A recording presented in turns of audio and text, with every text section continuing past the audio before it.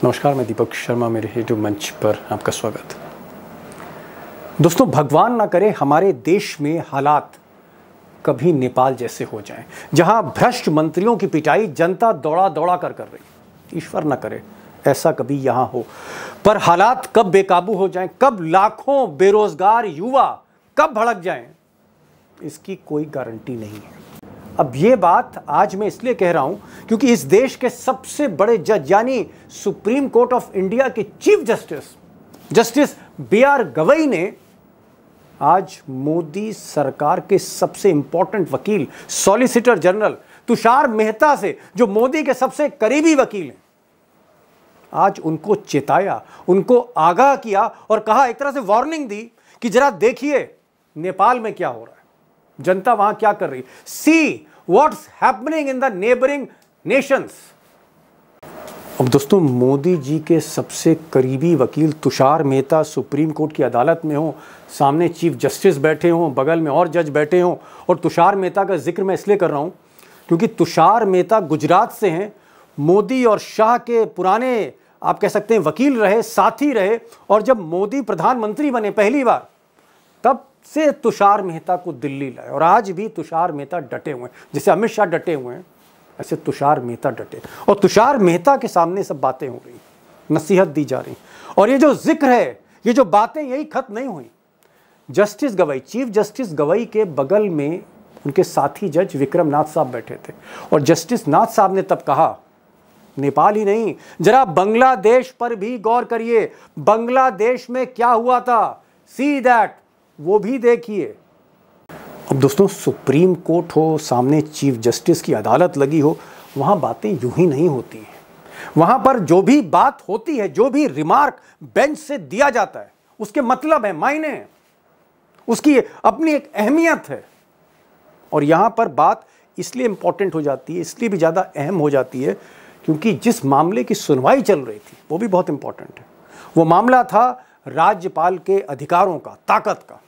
वो मामला था जहां पर राज्यपालों ने गैर बीजेपी सरकारें, जैसे तमिलनाडु की सरकार है या फिर पंजाब की सरकार है या पश्चिम बंगाल की सरकार है, यहां पर गवर्नर, मोदी जी के गवर्नर जिस तरह से दखल दे रहे हैं, या जो बिल विधानसभा से पास होते हैं उनको रोक लेते हैं या राष्ट्रपति को भेज देते हैं, यानी जिस तरह से गवर्नर हस्तक्षेप कर रहे हैं चुनी हुई सरकारों पर, यह मामला था। और इस मामले का संदर्भ लेते हुए अगर इस तरह की बातें चीफ जस्टिस साहब कहें कि ज़रा देखिए नेपाल में क्या हो रहा है, ज़रा देखिए बांग्लादेश में क्या हो रहा है, तो ये एक तरह की नसीहत है, एक तरह की वार्निंग ही कही जाएगी, कोई माने या ना माने।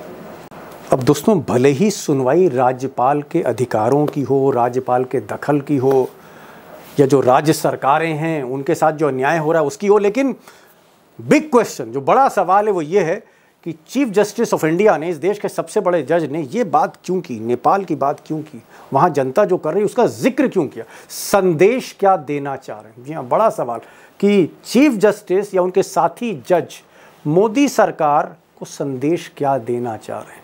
मोदी सरकार के सॉलिसिटर जनरल, सबसे बड़े वकीलों में एक, वो अदालत में है, मैसेज क्या दिया जा रहा है। अब दोस्तों, चाहे चीफ जस्टिस हों, चाहे दूसरे जस्टिस साहब हों, विक्रम नाथ साहब हों, इशारे तो किए हैं, इशारे तो क्लियर किए हैं, लेकिन बहुत डिटेल में बातें नहीं की। तो क्या इसका मतलब ये निकालें कि अगर सरकारें मनमानी करती हैं तो फिर नेपाल जैसा हाल हो सकता है? क्या ये मतलब है?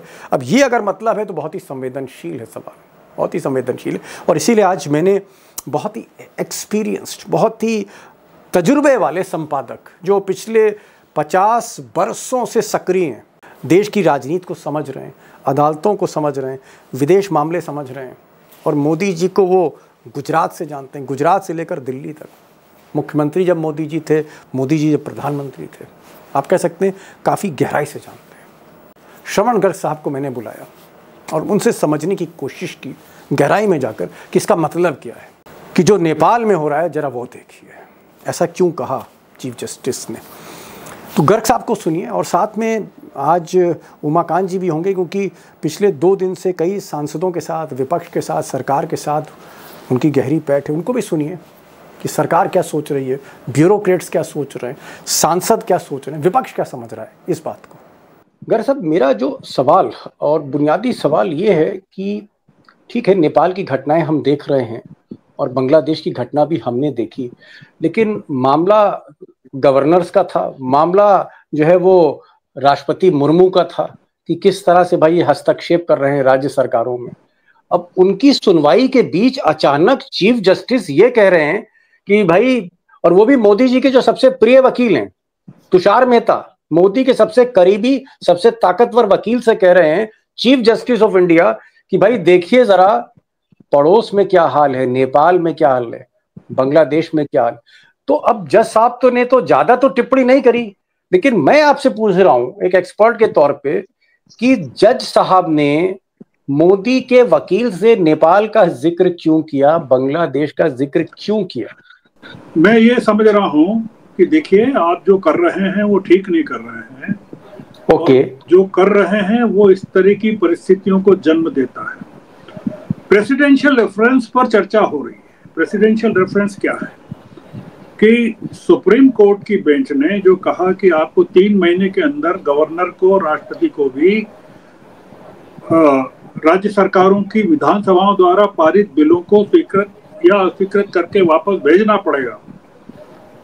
आप कह रहे हैं कि अनिश्चित काल के लिए हम रोक सकते हैं, ये हमारा अधिकार है जी। बंगाल की सरकार, तमिलनाडु की सरकार, कर्नाटक की सरकार, तमाम केरल की सरकार ने, पंजाब की सरकार ने प्रतिनिधित्व किया है, रिप्रेजेंटेशन किया है, एफिडेविट दिए हैं कि ये जो विधानसभाएं हैं, चुनी हुई सांसद नागरिकों की विधानसभाएं हैं, वो अगर कोई रिजोल्यूशन पास करती है तो गवर्नर को क्या अधिकार है कि वो उस पर बैठा रहे। और तमिलनाडु में तो जो गवर्नर हैं उन्होंने हद कर दी। उनका इशारा ये है गवई साहब का, जो हम समझते हैं गलत भी हो सकते हैं, कि जनता की मैंडेट का अगर अपमान करेंगे, जनता की मैंडेट को आप स्वीकार करेंगे, तो फिर आपको तैयार रहना चाहिए कि आपके यहाँ भी इस तरह की परिस्थितियां हो सकती हैं। ये एक मुद्दा है जो नेपाल में हमने देखा या जो बांग्लादेश में कर रहे हैं कि आप देखिए क्या हो रहा है। वो क्या जवाब देंगे तुषार मेहता? क्या मतलब कोई जवाब दे पाएंगे क्या कि वो जो हो रहा है गलत हो रहा है? या वो क्या कहेंगे गलत हो रहा है जो हो रहा है, या वो कहेंगे सही हो रहा है जो हो रहा है? वो जवाब ही नहीं दे सकते। वो जवाब के लिए सरकार से पूछना पड़ेगा उनको कि मैं क्या जवाब दूं। जो चीफ जस्टिस हैं उन्होंने देश के ऊपर बहुत बड़ा एहसान किया ये सवाल पूछकर कि सरकार को कटघरे में खड़ा कर दिया उन्होंने कि आप जो कर रहे हैं या सरकार जो कर रही है वो देख नहीं पा रही है कि दुनिया में क्या चल रहा है, अपने पड़ोस में क्या चल रहा है, बांग्लादेश में क्या चल रहा है, नेपाल में क्या चल रहा है। और अगर ये इसी तरह से चलता रहा तो मतलब इशारा है कि आपको फिर तैयार रहना चाहिए इन तमाम चीजों के लिए जो हम समझ पाते हैं कॉमन मैन के हिसाब से। वार्निंग है ये, मैं मानता हूं कि सरकार को सॉलिसिटर जनरल के जरिए कि आप बताइए कि ये देख रहे हैं कि नहीं देख रहे हैं, क्या हो रहा है जी। ये तो कोई जरूरत नहीं थी कि प्रेसिडेंशियल रेफरेंस में इस तरह की बात को कहना गवई साहब के द्वारा। ये बहुत बड़ी घटना है, भारत के इतिहास में शायद पहली बार है, भारत की जुडिशरी के इतिहास में पहली बार है कि सुप्रीम कोर्ट पड़ोसी देश में हो रही किसी घटना का इस तरह से कॉग्निजेंस ले और उसको रिलेट करे किसी केस के साथ। और वो केस ऐसा है जिसका संबंध नागरिकों के जीवन से है, सरकारों की अस्मिता से है, सरकारों के पावर से है। और वो बिल जो पारित होते हैं विधानसभाओं में, संसद में जी, ये सरकार चाहती है कि उसको अनिश्चित काल तक के लिए रोके रखे। और प्रेसिडेंट को भी वो कह रहे हैं कि अधिकार है कि वो रोक सकते हैं। तो ये बड़ा एक, मैं मानता हूं कि बड़ा बहुत ही गंभीर मामला है, इम्पोर्टेंट मामला है जी। गर्ग साहब हैं, पिछले 45-50 वर्षों से सुप्रीम कोर्ट हो, देश की राजनीति हो, राज्य सरकार है, वो सब देख रहे हैं। इन्होंने कहा कि भाई मुझे तो लगता है पहली बार for the first time supreme court जिक्र कर रहा है पड़ोसी राज्य का, और मामला है गवर्नर, मोदी के जो गवर्नर हैं उनकी ताकत पर बहस हो रही है, कितनी ताकत होनी चाहिए और कितना जो है जनता की चुनी हुई सरकार के साथ जाना चाहिए गवर्नर को। और उस पर जिक्र हो रहा है कि भाई नेपाल का हाल देख लीजिए, श्रीलंका का हाल देख लीजिए, बांग्लादेश का हाल लीजिए, थोड़ा संभल के चलिए। लेकिन साहब जिस तरह से चीफ जस्टिस ने कहा कि भाई देखिए, मोदी जी के वकील से कहा, सरकारी वकील से कहा कि भाई देखिए नेपाल में क्या हो रहा है, क्या इसकी चर्चा संसद में भी है? जैसे कल तो सारे सांसद इकट्ठा हुए थे, कई सांसदों से आप मिलते जुलते रहते हैं, विपक्ष के सांसदों से मिलते हैं, क्या वहां भी इसी तरह की फीलिंग है जो सुप्रीम कोर्ट के जजेस में है कि देखिए साहब थोड़ा संभल के चलिए, संभल के चलने का वक्त है, एहतियात का वक्त है? क्या इस तरह की बातचीत आप लोगों को सुनने को मिली संसद में या सांसदों के बीच में?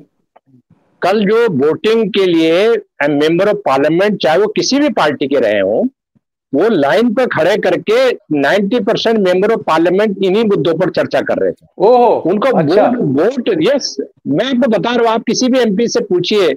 मैं तो कल, मुझे जो पार्लियामेंट के तमाम ऑफिसर्स हैं, कर्मचारी हैं, कह रहे साहब लोग हिले हुए थे, लोग हिले हुए थे कि पड़ोस में क्या हो रहा है। आप ये बताइए ना कि स्वतंत्र भारत के इतिहास में पहली बार भारत के चुने हुए लोकसभा के सांसद जुलूस निकाल रहे हैं पार्लियामेंट से चुनाव आयोग तक, और चुनाव आयोग बड़ी बेशर्मी से, मतलब चुपचाप बैठा हुआ है, कोई क्रिया प्रतिक्रिया नहीं है, और चरित्र हनन पे लगा हुआ है। चुनाव आयोग बजाय कि करेक्टिव मेजर्स, अपनी गलतियों को सुधारे, चुनाव आयोग ब्लेम गेम पे लगा हुआ है। चरित्र हनन कर दो, धमका रहे। देखो राहुल गांधी को प्रेस कॉन्फ्रेंस करके धमका रहे संडे के दिन, सब लोग छुट्टियों पर, ये चुनाव आयुक्त के पास कोई काम नहीं। तो ये जो चीजें हो रही है, आम आदमी पार्टी के सांसद संजय सिंह कह रहे थे कि भाई नेपाल से सबक ले मोदी शाह। इसका क्या मतलब है कि नेपाल से सबक ले मोदी शाह? क्या कहना चाह रहे हैं वो? आम आदमी पार्टी, संजय सिंह तो बात की बात है। जो टॉपिक, जो सुप्रीम कोर्ट में के बारे में आपने जो भूमिका निभाई, सुप्रीम कोर्ट ने अगर तुषार मेहता की आंखों में आंखें डाल करके कहा है, तो वो तो एक निमित्त मात्र है। तुषार मेहता तो माध्यम है उसके। उन्होंने पूरी सरकार को चेतावनी दी है, आगाह कर दिया। भाई तुषार मेहता को बोलने का मतलब भारत सरकार के प्रतिनिधि है सुप्रीम कोर्ट में, वो कोई किसी बैंक का कर्मचारी थोड़ी है। तो वो ऑथोराइज रिप्रेजेंटेटिव किसी प्राइवेट कंपनी का थोड़ी है, वो तो सरकार का ऑथोराइज रिप्रेजेंटेटिव है। सरकार के ऑथोराइज रिप्रेजेंटेटिव जो तुषार मेहता है, एजी जो है, वो उनको अगर कहा जा रहा है ये गंभीर मामला है, और ये सुप्रीम कोर्ट ने सीधी चेतावनी दे दी है कि भाई जिनके आप नियुक्त है, जिनकी तरफ से आप यहाँ खड़े हैं, उनको कृपया करके हाथ जोड़ के बोलिए पड़ोस में क्या हो रहा है। ये जो आग लगी है, ये तपिश लगी है, क्या इसका असर तो हमारे देश में भी आज भी पड़ेगा, दो वाले बात पड़ेगा, लेकिन पड़ेगा जरूर, असर है उसका चारों तरफ। जी लखेड़ा साहब कह रहे हैं कि तुषार मेहता सॉलिसिटर जनरल भारत सरकार के प्रतिनिधि हैं, और सुप्रीम कोर्ट में भारत सरकार को ही रिप्रेजेंट कर रहे थे, और उनसे अगर कुछ कहा जा रहा है, मेंशन किया जा रहा है, तो सीधे सीधे एक तरह से आगाह किया जा रहा है कि भाई संभल के चलने का वक्त है, नेपाल से, बांग्लादेश से, श्रीलंका से कुछ सबक लीजिए। गर्ग साहब, अगर हम देखें, अगर श्रीलंका की बात थोड़ी पुरानी होगी, लेकिन बांग्लादेश और नेपाल का मामला बड़ा ताजा है। दोनों जगह स्टूडेंट मूवमेंट है, दोनों जगह छात्र आगे, बल्कि मैं कहूंगा नई पीढ़ी, जिसको हम जनरेशन जेड कह रहे हैं, ये जो नई पीढ़ी है जिसको अपने हकों की जो लड़ाई लड़ रही है, वो संसद में कूद जाती है, पुलिस फायरिंग कर देती, फिर आर्मी पीछे आ जाती है, उसके बाद हम देखते हैं संसद जल गई, प्रधानमंत्री जो हैं वो भाग रहे हैं, कई मंत्रियों को हमने देखा, मुझे फुटेज चलाने की जरूरत नहीं, चलाना भी नहीं चाहिए, कि मंत्रियों के कपड़े उतर रहे हैं और मंत्री भाग रहा है, कोई नदी में भाग रहा है, कोई गली से निकल रहा है, पब्लिक दौड़ा रही है। क्या ये जो बेरोजगारी है, अगर मैं भारत की बात करूं या इंडियन सब कॉन्टिनेंट की बात करूं, भारत के पड़ोसी और भारतीय उपमहाद्वीप की बात करूं, बेरोजगारी और जो युवा जिस तरह से बेचैन है, ये जो बेचैनी है, आपको भी कहीं ना कहीं कुछ ना कुछ आशंका होती है? जैसे गवई साहब को लगा, चीफ जस्टिस को लगा, आपको भी लगता है कि एहतियात का वक्त है, सावधानी का वक्त है, और थोड़ा सा बेरोजगार और युवा इनकी तरफ ध्यान देने का वक्त है, वरना कुछ इस देश में भी हो सकता है? देखिए, इस देश में हो सकता है कि नहीं, मैं कुछ नहीं कहता, कोई मतलब चाहता भी नहीं हो कि इस तरह का हो। हाँ, बिल्कुल, हम लोग नहीं चाहते कि ऐसा हो, बिल्कुल ना हो, सुप्रीम कोर्ट भी नहीं चाहता ऐसा हो। पर गवई साहब जिस वर्ग को रिप्रेजेंट करते हैं, जिस संघर्ष से वो निकल कर आए हैं, इस पद पर पहुंचे हैं, जिस ईमानदारी के साथ हो रहे हैं, वो इस पीड़ा को समझते हैं कि अगर आप बहुत ज्यादा सप्रेस करेंगे चीजों को, तो उसका मैनिफेस्टेशन कैसे होगा। हमारे सब कॉन्टिनेंट में कहीं भी, न बांग्लादेश में न श्रीलंका में, इस तरह से आग नहीं लगाई गई कि संसद भवन में या दफ्तरों में या बिल्डिंग्स में तमाम जगह झोंक दिया गया, पूरी आग में झोंक दिया गया। हमारे यहाँ कभी नहीं हुआ, बांग्लादेश में भी नहीं हुआ, श्रीलंका में भी नहीं हुआ कि सड़कों पर पीटा गया हो और उनको लहूलुहान कर दिया गया हो, और वित्त मंत्री को पीटते पीटते नदी में ले गए हों, किसी के कपड़े उतार दिए गए हों।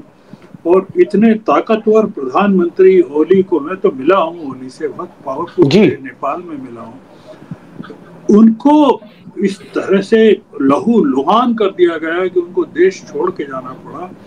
और पूरे के पूरे सारे वीआईपीज देश छोड़ना की में लगे हुए। आप ये स्थिति कहीं नहीं हुई, हमारे इंडियन सब कॉन्टिनेंट के किसी भी जगह नहीं हुई कि ये अफगानिस्तान को छोड़ दें, जहां ये तालिबानी जब आए। हाँ, हमने देखा शेख हसीना भी उनके मकान पर, उनके ऑफिशियल रेसिडेंस में तब धावा बोला गया जब वो हेलीकॉप्टर से वहां से उड़ चुकी थी, ढाका से।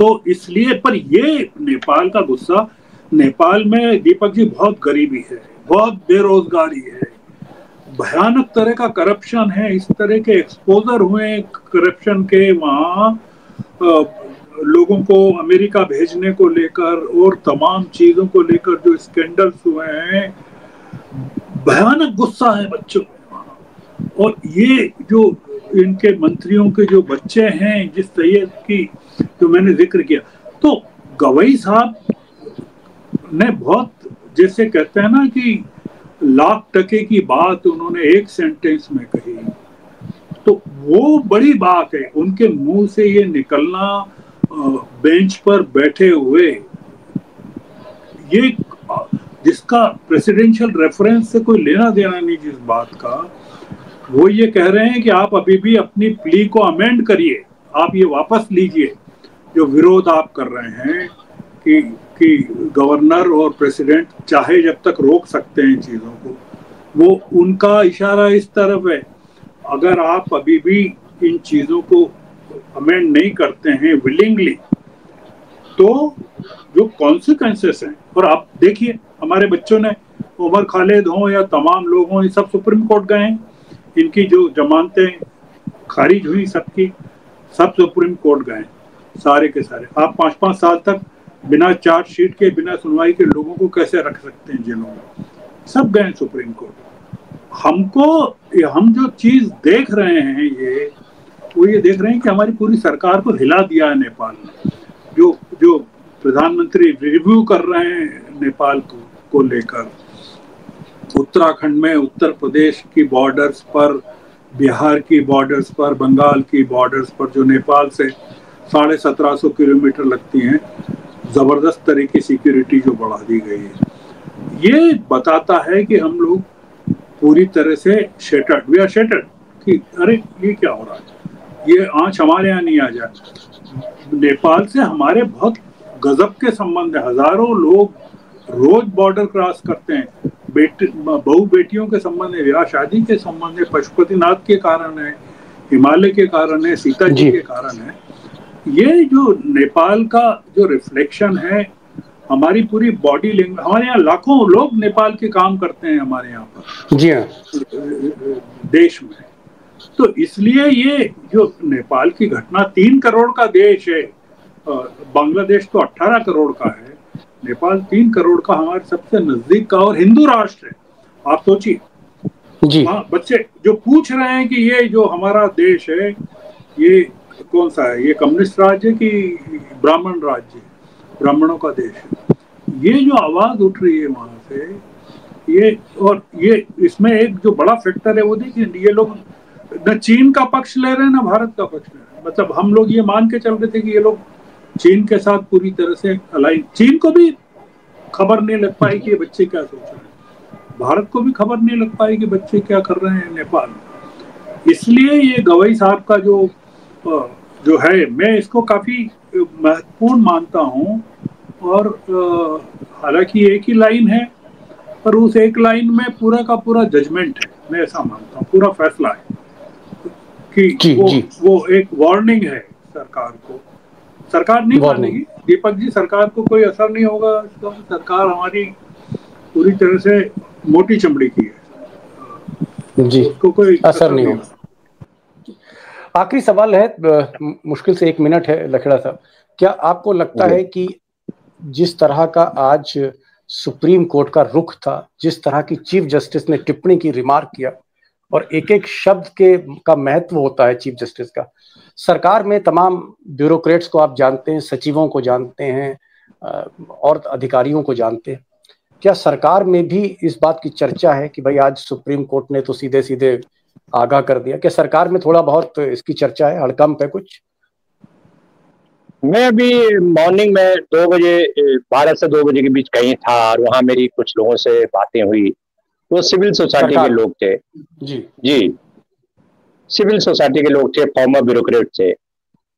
तो उनसे इस मुद्दे पर वो बहुत चिंतित थे और एक सज्जन ने ये कहा कि हमने तो इमरजेंसी भी देखी, इमरजेंसी के पहले का दौर भी देखा, इमरजेंसी के बाद का भी देखा, लेकिन आज के हालात तो अघोषित इमरजेंसी के हैं। और ये तो हम कई बार कह चुके हैं, मैं खुद महसूस करता हूँ, हम एक सारे लोग महसूस करते हैं कि घोषणा नहीं हुई इमरजेंसी की, लेकिन ऐसा लगता है कि इमरजेंसी लगी हुई है और हम ऐसे दौर में जी रहे हैं जहां हम लोगों पर नजर रखी जा रही है, एक सेंसरशिप है, एक लोगों पर इस तरह का दमन है, दमन चक्र है जिसमें लोगों की आवाज को दबाया जा रहा है, संवादहीनता है।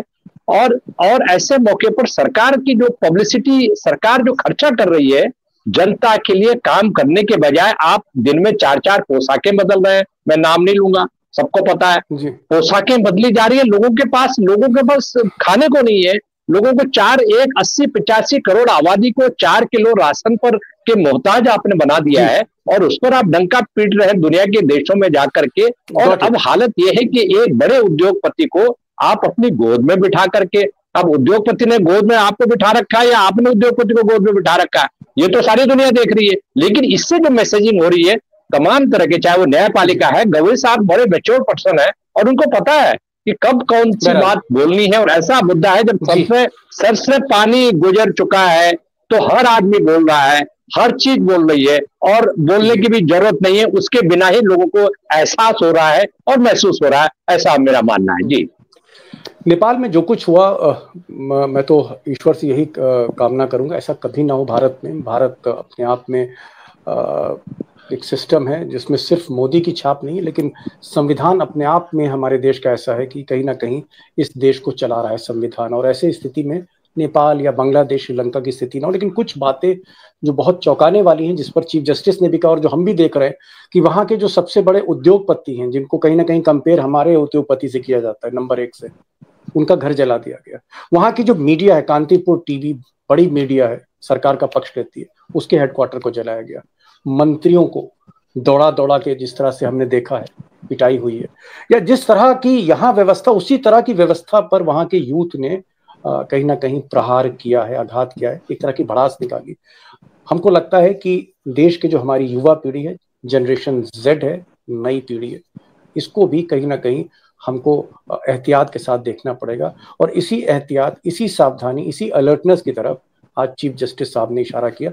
ऐसा श्रवण गर्ग साहब कहते हैं, इशारा इसी तरफ है कि थोड़ा सा संभल के, एहतियात करके, सावधानी से और थोड़ा नरमी से काम लेने का वक्त है देश में, क्योंकि हालात वाकई ठीक नहीं। रखेड़ा साहब आप आए, बहुत बहुत शुक्रिया।